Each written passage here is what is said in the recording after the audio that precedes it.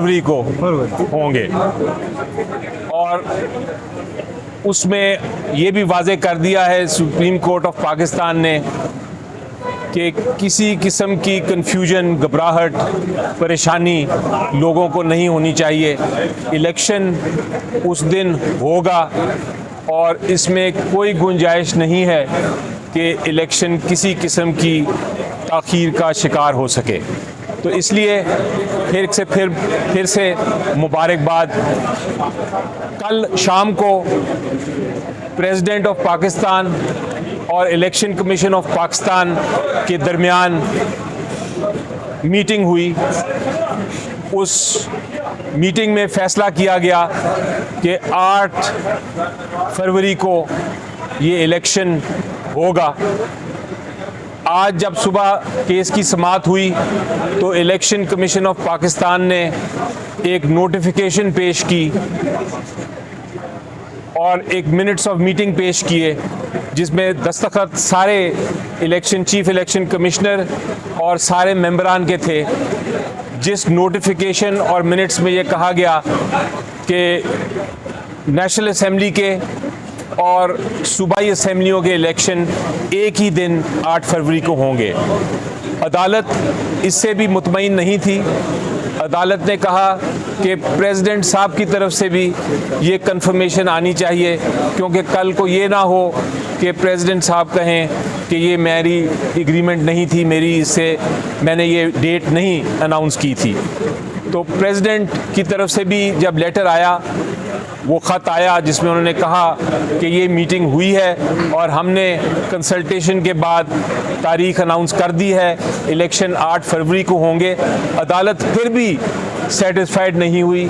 अदालत ने फिर अटॉर्नी जनरल और सारे प्रोविंसेस के एडवोकेट जनरल्स जो रिप्रेजेंट करते हैं अपनी अपनी हुकूमतों को, उनको भी बुलाया, उनसे भी कंफर्मेशन ली कि आपको तो कोई इतराज़ नहीं है, आप मानते हैं कि इलेक्शन 8 फरवरी को ही होना चाहिए और होगा।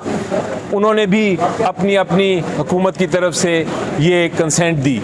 उसके बाद अदालत ने वार्निंग दी सबको कि अब हमारे पास ये तारीख हमने नहीं दी, ये तारीख प्रेसिडेंट और इलेक्शन कमीशन ने दी है और इस तारीख पे सारी हुकूमतें एग्रीड हैं। इसलिए अब इसके बाद अगर किसी किस्म की इसमें कोई मसला किया किसी ने, तो वो फिर उसका नतीजा बहुत सख्त होगा।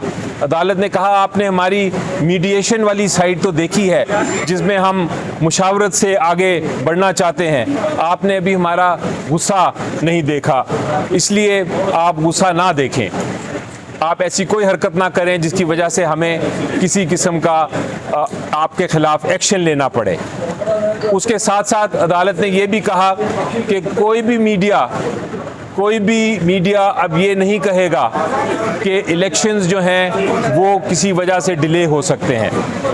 अब वो ममानियत भी अदालत ने और ये इलेक्शन कमीशन को कहा है कि अगर कोई ऐसा करेगा, अगर ऐसी कोई बात करेगा तो फिर आप कैमरा को उसके बारे में शिकायत करेंगे। आखिरी बात मैं ये कहना चाहता हूँ कि ये पिटिशन पीटीआई ने और सुप्रीम कोर्ट बार एसोसिएशन ने की थी। इसमें मुझे खुशी तो ये है कि सारी पॉलिटिकल पार्टीज़ ने इस फैसले को खुशामदीद कहा है और कहा है कि बहुत अच्छी बात है, इलेक्शंस होने चाहिए।